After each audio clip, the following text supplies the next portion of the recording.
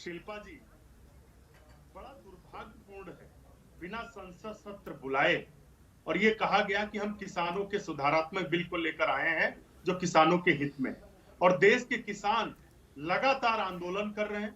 50 से ज्यादा किसानों की जान चली गई। उसके बाद भी आप देखिए कि सरकार और प्रधानमंत्री जी की तरफ से एक भी शोक संदेश नहीं आया, कोई उनका ट्वीट नहीं आया, कोई बयान नहीं आया। जहां पर ओछी राजनीति करनी होती भारतीय जनता पार्टी को, वहां एक लाश पर ये राजनीति करते हैं। लेकिन देखिए कहां है राष्ट्रीय मानवाधिकार आयोग। 0 डिग्री टेम्परेचर पर इस कड़कती ठंड में किसान बैठा हुआ है, बारिश में भीग रहा है, लेकिन सरकार का कोई भी प्रतिनिधि, कोई भी नुमाइंदा वहां पर जाने को तैयार नहीं। अरे आप अगर लोकतंत्र के वाहक थे तो आप संसद का सत्र बुलाते।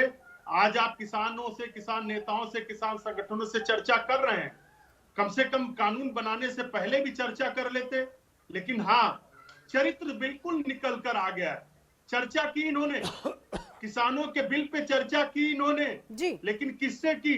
अडानी और अंबानी से चर्चा की कानून बनाने से पहले, जबकि चर्चा करनी थी किसानों से, अन्नदाताओं से।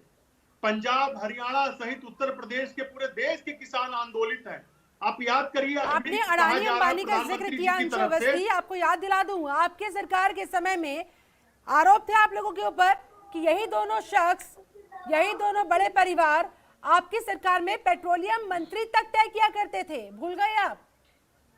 ऐसे में अब आपकी सरकार नहीं, अब आपकी इनसे दोस्ती नहीं, तो अब आप इन लोगों के ऊपर अब आरोप लगा रहे हैं, इनके ऊपर प्रश्न चिन्ह खड़े कर रहे हैं।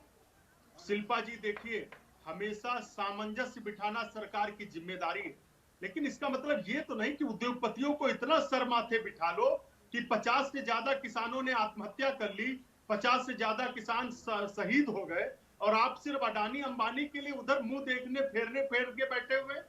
सरकार के लोग इतने घमंड में है कि उनको खालिस्तानी आतंकवादी बता रहे। उनको शर्म आनी चाहिए।